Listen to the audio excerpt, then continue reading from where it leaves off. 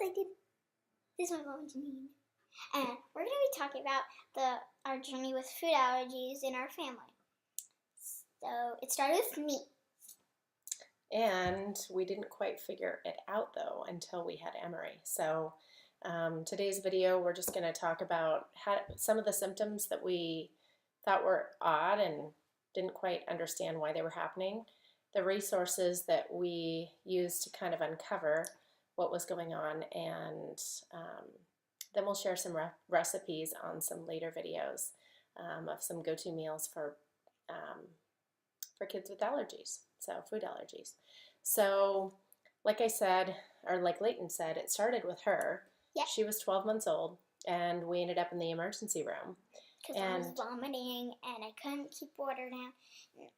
I didn't have any fever. I didn't have any cold, whatever symptoms. Mom said, cold symptoms.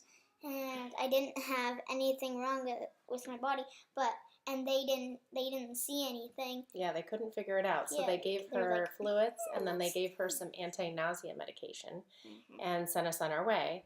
And then it ended up every quarter we were having, Leighton was having gastroenteritis.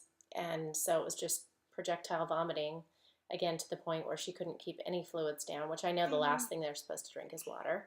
But at this point, I mean, this was our first child, so it was just scary and just kind of crazy. So then fast forward, Emery, the girls are 4 years and a month apart. So when Emery was about 12 months, I was still nursing her, and she got these eczema splotches on her back. On her back. And they got bad. Yeah, they got bad. It was like just scaly red patches. There was probably 8 or 9 of them. And so, of course, we took her into the pediatrician, and he said, you know, what are you eating? And that's when we actually eliminated dairy at that point. And just hold on a minute, Leigh. And so then it just so happened a friend of mine introduced me to a book. Yeah, gave her a book. Her friend gave her a book, and the title was "It Starts with Food," and it was this book about what you're eating and stuff, and what's good or bad for your family. Well, it specifically talks about, if you haven't read it, anti-inflammatory, eating in an anti-inflammatory way. Yeah, so you can get it on Amazon. We actually have our family shop on our website that are Stageburg approved Amazon favorites. So check it out. But so reading that book, it just talks about, you guys have probably heard about the Whole30. So it talks about eliminating those foods for 30 days, which, mind you, the longest I've ever been able to do that is 11 days. I coined it the Whole30, or excuse me, the Whole 11, not the Whole30.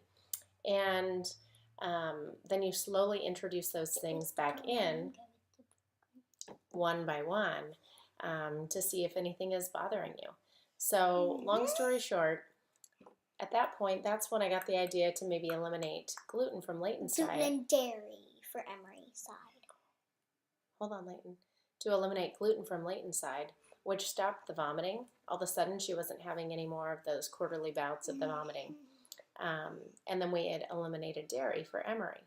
But then Emery was still having some episodes with her skin. So we were like, something else is going on here. The dairy definitely helps, but meaning eliminating it. But there's something else kind of going on here. So that's when we went and we got the US Biotech IgG test done. So it's a blood test. It's a finger prick.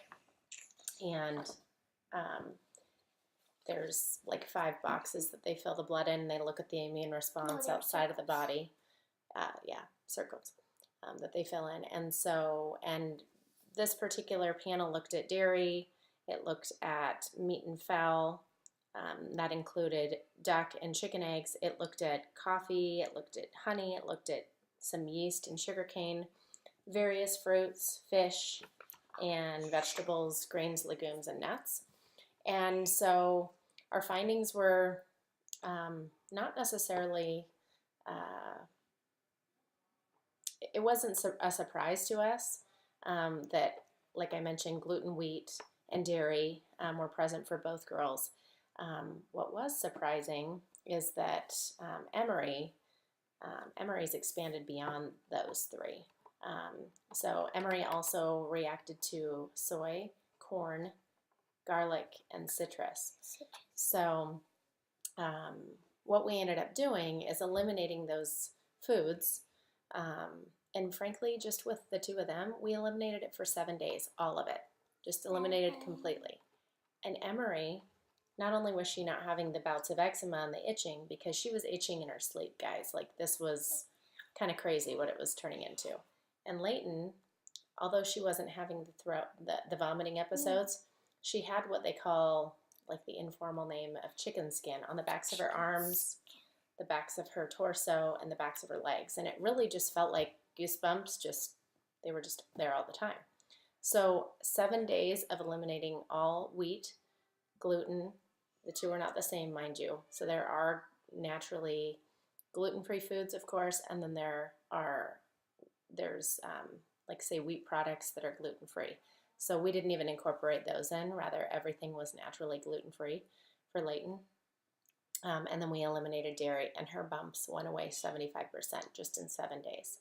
So again, the point of us bringing this to your attention is, are these symptoms that maybe you or your children are experiencing? I would highly encourage you to read the book, It Starts With Food.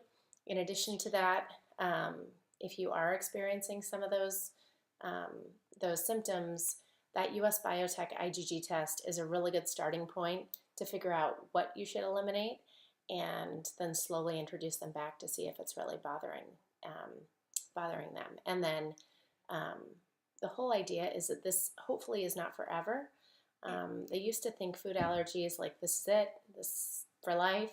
And what really we've been told from our pediatrician is to slowly, like, maybe lick a piece of cheese once a week, and maybe in hopes to build up the tolerance of the immune system and not react so poorly to those certain foods. So check out the blog, guys, www.passionandpeacelife.com. And check out Lily's blog. Yeah, so Team Lily, fight kids cancer. That's right. So we're supporting Team Lily. We're pulling for you. We're praying that the MRI scans, that they come back clear. And that's all we got for today. All right, bye.